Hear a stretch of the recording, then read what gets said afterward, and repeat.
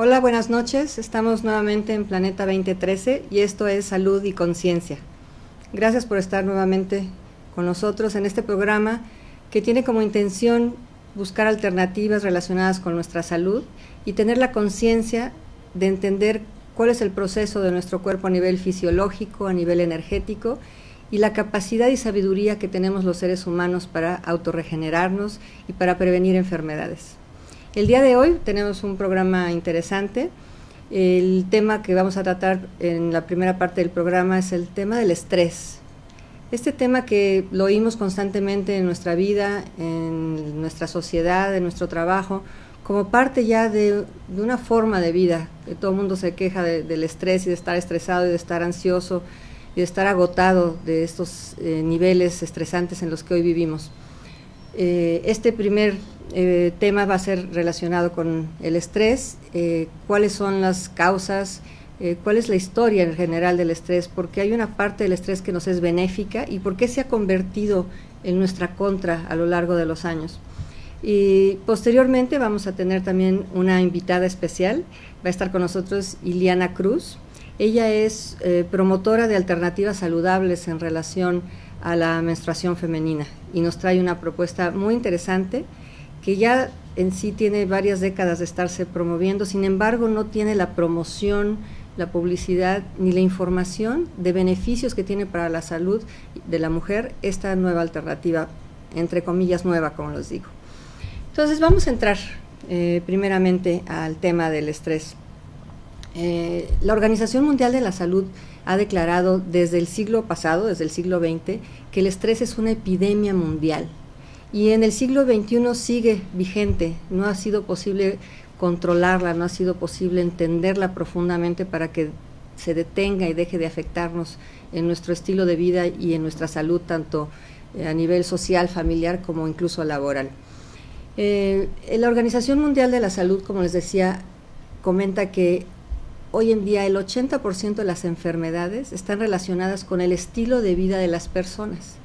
Y esto tiene que ver, y tenemos que considerar, que es el nivel de estrés al que estamos sometidos, el tipo de trabajo que desempeñamos, la alimentación, el tipo de alimentación que tenemos todos los días en nuestra vida, el sedentarismo, si hacemos o no ejercicio, si vivimos en una ciudad contaminada o no, y un tema también interesante que es el manejo de emociones.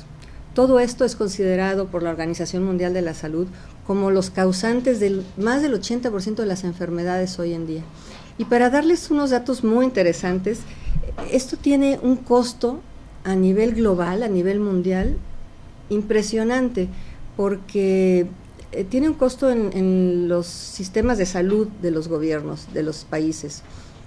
Tiene un costo en las empresas. Nada más para relacionar de qué estoy hablando, imagínense que en Gran Bretaña alrededor de 13 millones de días laborables se pierden cada año por padecimientos relacionados con el estrés. Y esto tiene un costo inimaginable, 28 billones de libras esterlinas anualmente por el ausentismo ocasionado por el estrés.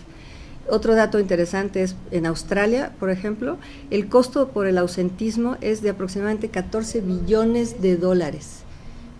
O sea, si hablamos de costos a nivel global, a nivel mundial, las cifras son impresionantes. Es por eso que hoy es un tema que, si bien todo el mundo habla de él, está tomando más relevancia en algunos sectores, especialmente en el corporativo, en el empresarial, por el costo que esto tiene en las empresas y también en los gobiernos, como les decía, por el costo del gasto social, el gasto en servicios médicos. Y para entrar a entender por qué es que el estrés nos afecta tanto en nuestra salud, tenemos que tocar un tema que es para mí apasionante, que se llama la psiconeuroinmunología. Y psiconeuroinmunología tiene que ver con el entender cómo es que nuestra mente afecta directamente a nuestro cuerpo. Hace ya varias décadas, un científico, el doctor Robert Adler, psiquiatra de la Universidad de Rochester en Nueva York, publicó por primera vez en 1975 un estudio muy serio, muy formal, de los efectos que tiene la mente sobre el sistema inmunológico, y él declara de que el cerebro y el sistema inmunológico son un sistema integrado. Posteriormente, otra eminencia en este tema, el doctor Edwin Blaylock, profesor de la Universidad de Florida y de la Universidad de Texas, Galveston, quien integró el Departamento de Neurobiología en Birmingham, hace un estudio y un experimento que publica en esos años sobre el efecto que tiene las hormonas que generan el estrés sobre el sistema inmunológico. Y es tan interesante que me permití traer el video que quisiera que vieran y que quiero compartir con ustedes sobre este experimento completo. Es una grabación de 3 minutos aproximadamente, y quisiera que lo viéramos antes de seguir hablando sobre este tema.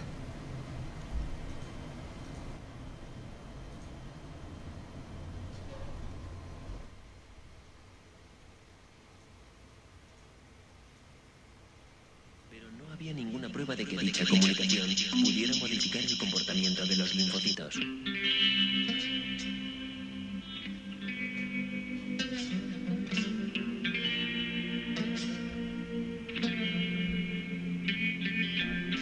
En Alabama apareció otra pista posterior, esta vez escrita con sangre. Bueno, en la época en que empecé a trabajar en esto, la mayoría de los científicos que seguían la corriente principal se reían un poco de todo, porque, aunque sabíamos que la mente probablemente ejerce cierta influencia sobre el sistema inmunológico a través de mecanismos como el estrés, en realidad no era una buena explicación desde el punto de vista genético, ni molecular, ni bioquímico, de cómo todo eso podía ocurrir. Así que realizamos un experimento muy simple que consistió en coger células sanguíneas humanas de la periferia y las colocamos en un cultivo en una situación en la que podíamos activarlas. Todo igual a cómo funciona el sistema inmunológico de una persona cuando sufre una infección vírica o bacteriana. Cuando un virus o una bacteria se introducen en el organismo, las células blancas de la sangre del sistema inmunológico responden aumentando su desarrollo, dividiéndose y creando anticuerpos para que rechacen la infección. El experimento de Blaylock consistió en añadir una hormona cerebral, la ACTH, a dicha mezcla. Sabemos que esa hormona cerebral, la ACTH, en las situaciones estresantes, es depositada en la sangre para poner al organismo alerta sobre el estrés. Cuando incorporamos esa hormona del cerebro, la ACTH, a las células, ralentiza su capacidad de crecer y dividirse e inhibe su capacidad de crear anticuerpos. De manera que lo que aquello nos estaba diciendo era que el cerebro y el sistema inmunológico hablan el mismo lenguaje químico.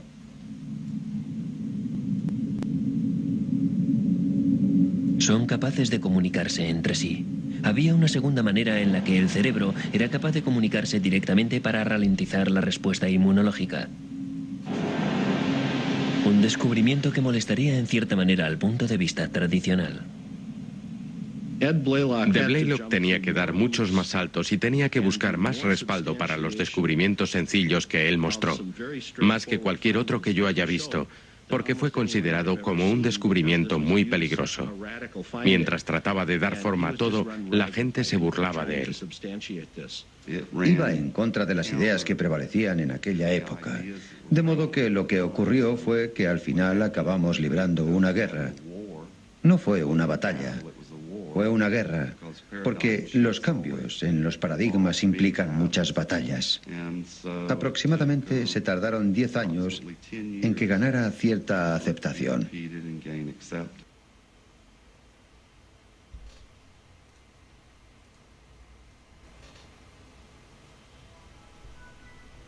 en este experimento que fue presentado en estos años, pues generó una gran polémica, porque en realidad ha sido muy difícil para la comunidad médica y científica entender que el cuerpo y la mente no son sistemas separados, sino que están conectados, y que la mente, las emociones y el nivel de estrés al que estamos sometidos afecta nuestros sistemas en general. Y bueno, para entender el estrés un poco más, se considera que hay dos tipos de estrés: el estrés positivo, que se le conoce como eustrés, Y este es al que estamos a veces sometidos cuando estamos muy eufóricos, muy contentos, cuando nos dan un proyecto al que vamos a empezar a trabajar y que teníamos gran entusiasmo para hacerlo. Y ese nivel de estrés es un estrés temporal, el cual nos da la energía, el entusiasmo para estar activos durante muchas horas, pero no tiene un efecto negativo porque es temporal y pasa el efecto y regresamos a nuestros niveles normales en nuestros sistemas. Y el estrés negativo, a ese es al que estamos más bien sometidos de manera crónica, y ese es el que tiene un efecto reversivo en nuestro cuerpo. El distrés se le conoce al estrés negativo. Y esto porque tiene un desencadenamiento en nuestro cuerpo importante.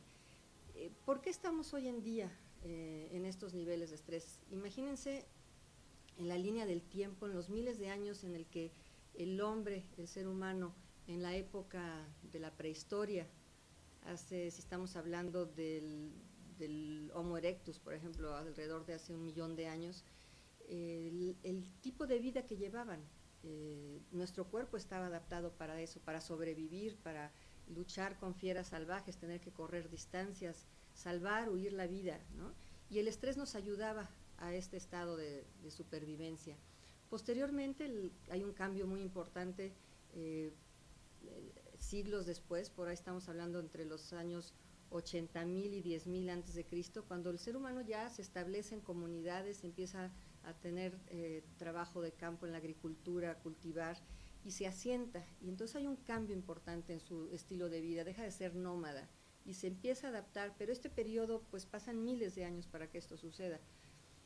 Un cambio también relativamente más corto a esta época, pero muy significativo en la historia del ser humano, es la revolución industrial, donde a finales del siglo XVIII y principios del XIX nuestra forma de vida cambia considerablemente con la era de la maquinaria, con la industrialización, y tenemos que aprender nuevamente a adaptarnos a un estilo de vida diferente.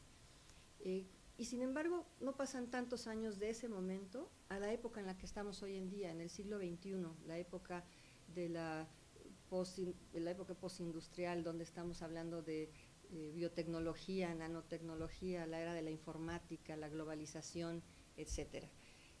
No nos ha dado tiempo, el cuerpo a nivel psicofisiológico no se ha podido adaptar a estos cambios si consideramos la línea del tiempo de miles de años. Y para continuar vamos a una pausa, en un momento regresamos con este tema interesante del estrés.